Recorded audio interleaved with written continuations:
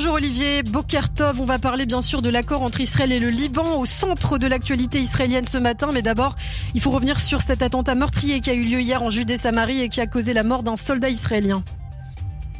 Oui, Boker Tov, Ilana, on commence en effet par l'actualité sécuritaire et la mort d'un soldat de 21 ans, Ido Barour.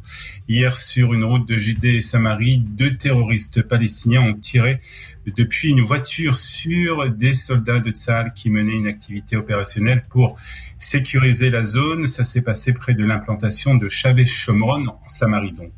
L'attaque a eu lieu alors que se tenait la traditionnelle marche du Shomron qui a lieu pendant la fête de Sukkot, qui était organisée cette année pour protester contre les attentats de ces derniers jours, justement, en Judée et Samarie. C'est une faction palestinienne armée se faisant appeler Fosse au Lion qui a revendiqué la responsabilité de cette fusillade dans un communiqué.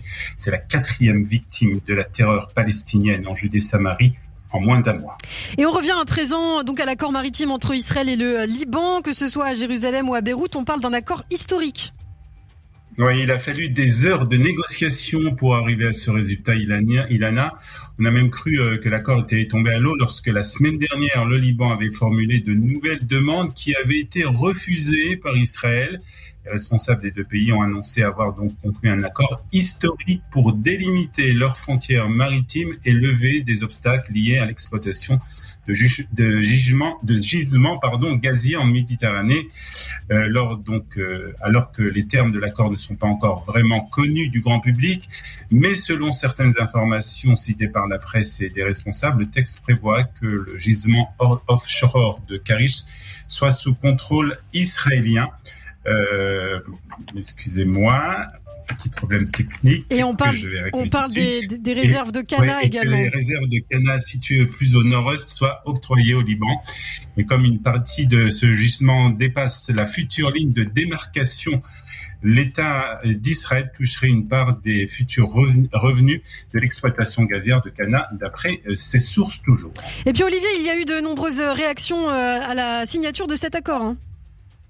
Oui, cet accord va renforcer la sécurité d'Israël, injecter des milliards dans l'économie israélienne et assurer la stabilité de notre frontière nord. C'est ce qu'a déclaré le Premier ministre israélien Yair Lapid, ajoutant qu'une réunion de son cabinet de sécurité était prévue aujourd'hui pour valider justement les termes de ce traité. Il n'est pas encore clair si ce texte sera porté devant les députés devant la Knesset. Selon la loi israélienne, le gouvernement n'est pas obligé en effet de demander l'accord de la Knesset pour signer cet accord. Israël n'a pas abandonné et n'abandonnera pas 1 millimètre en matière de sécurité, a quant à lui déclaré le ministre de la Défense. Nous étions déterminés à ce que l'accord garantisse les intérêts sécuritaires d'Israël, a ajouté Benny Gantz. Alors les réactions sont-elles les mêmes dans les rangs de l'opposition, Olivier ? Alors, pas tout à fait. Pour le chef de l'opposition, l'ancien Premier ministre Benyamin Netanyahou, il ne s'agit pas d'un accord historique, mais d'un accord de capitulation. Ce gouvernement n'a aucun mandat pour signer un tel accord. C'est un gouvernement de transition, a ajouté l'ancien Premier ministre.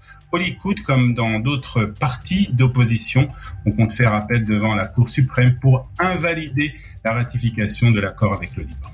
Et puis pour terminer, n'oublions pas que nous sommes pendant la semaine de la fête de Sukkot et vont se tenir de nombreuses manifestations. On en parlait particulièrement à Jérusalem.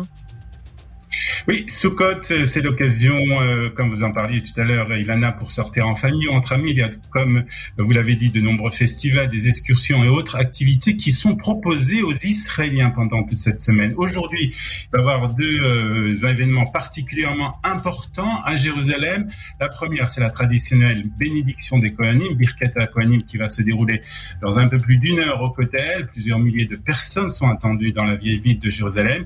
Et puis, en fin d'après-midi, ce sont plusieurs centaines de milliers de personnes venues du monde entier qui viendront manifester leur soutien et leur amour au peuple d'Israël et au peuple juif. La marche de Jérusalem aura lieu après 3 années d'interruption en raison du Covid, des inconditionnels d'Israël qui viennent de 4 coins du monde.